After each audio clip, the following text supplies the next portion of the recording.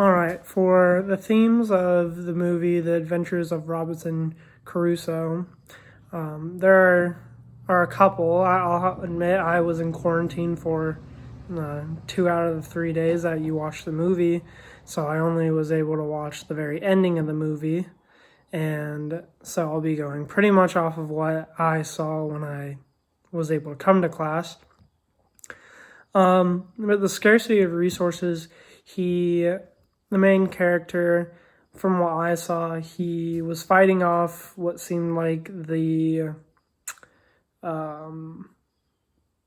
people that were like the natives or something to that stance, because from my knowledge of that, it seemed like they thought that he was the bad guy, and so he was fighting them off, and maybe it was the other way around, but he was fighting them off, and he was using what little resources he had, which was like he was making weapons out of like sticks and trees and some explosions too. I think it might have been dynamite or something like that.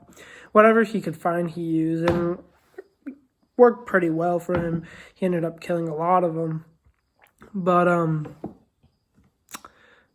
like that seemed to work like well for him by using what little he had. But also kind of another question that you had is the quality of resources determining the power of economic choice. How important was it for Crusoe to have guns and gunpowder? Well, from what I saw, I'm assuming now that the gunpowder was what he used for the explosions. So that was very important, because without that, that was a lot of people that he took out. A lot of people that he took out. A lot of people that he wouldn't have been able to, that if he wouldn't have had them. And at the end, how he was, saved by, I'm assuming it was his troops or his men that saved him, where they went and shot people, but they ended up shooting like what ended up being like his best friend that he would end up making while he was there. And friendship, the last thing. He,